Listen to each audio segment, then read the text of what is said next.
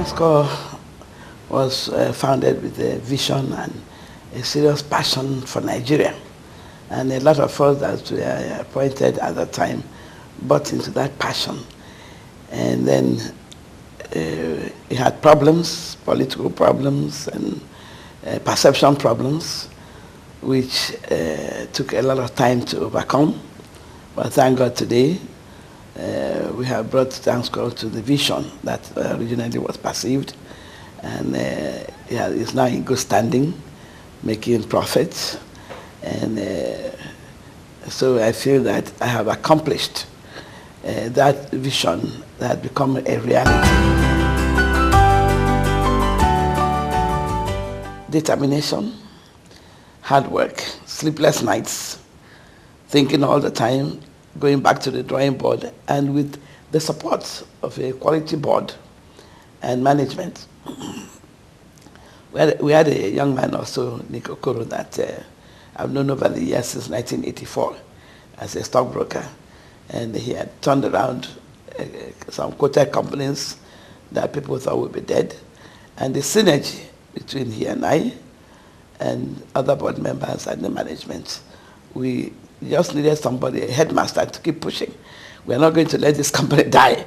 We have to actualize this vision.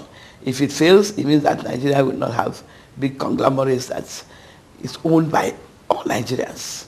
Transcorp has over 310,000 shareholders, and more people are buying. Now that Transcorp is on track, making profit, we came from a loss position of almost 90 billion. It's 9-point-something billion. And we cleared all the debt, including all monies owed the banks, through hard work and negotiations, and then gave back NITEL voluntarily to the government, because NITEL was really a drain on the profits we were making in other businesses. And then we now decided to go into other businesses, got back our oil block that was revoked. We had to work hard to get it back, and by getting the appropriate technical partners to farm in what they call farming in. So we seeded like 40% to technical partners, which helped us to pay up the signature bonus. And we got back the oil block. We are ready to start drilling very soon. And we bought another hotel in Calabar.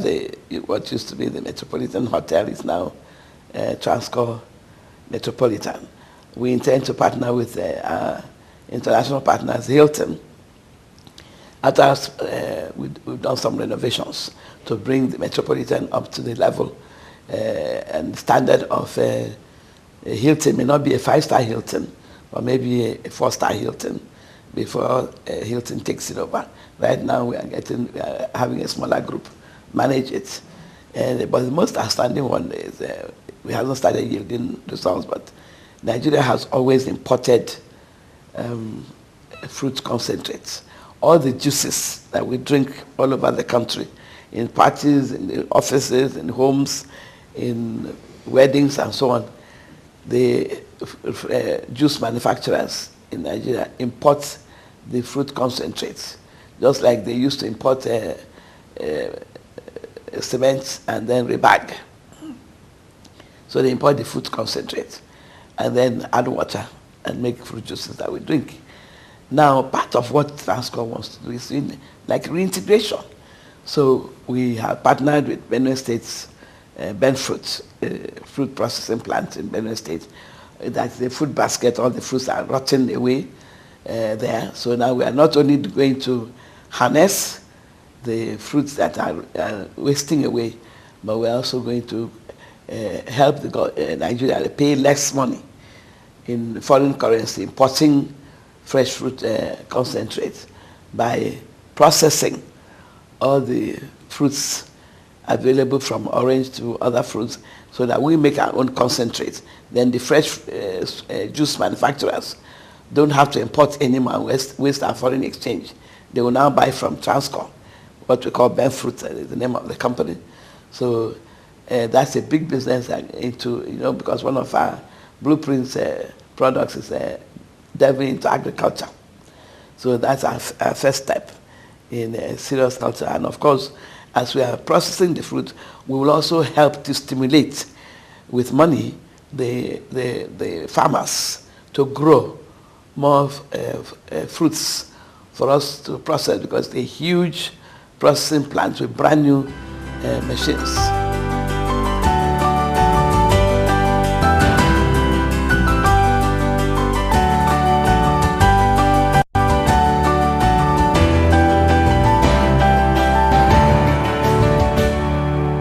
Last year, I told the shareholders in the AGM we held in our hotel in Calabar that we had made profit from a loss of over 90 billion naira. We had cleared every debt.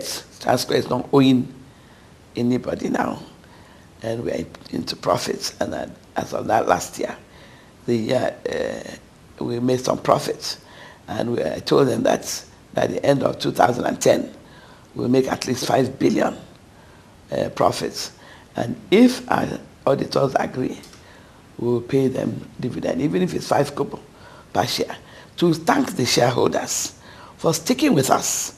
Because if you look at our register, majority of the shareholders, the smaller shareholders, those that bought between 100 shares to 5 million shares, those 50,000, 100,000, 500,000, 1 million, 2 million, they never sold. It's a few of the big spenders who bought 100 million, 200 million that sold. The regular shareholders that make up the majority of our shareholding, almost 70% of our shareholding, they didn't sell. They believed in the concept of Transcorp. They believed in the ability of the chairman and the board. Many of them see me everywhere. They say, Madam, we bought Transcorp because of you. We know you won't disappoint us. And so that gave me the drive that I must work night and day to make sure that we now compensate this devoted crop of shareholders who stood by us in the dark days of Transcorp. Now this year, last year I promised them that possibly this year we'll pay them dividend, or maybe the following year, if our auditors agree. The auditors have now said that the dividend from 2010, even though we made a profit of 5.3 billion, that we can't just pay dividend, because you don't make profit in 1 year and pay it off in dividend. You have to show a trend that is sustainable, so that if by next year we can now declare the dividend. And I can assure my shareholders that we've already made the profit for 2011.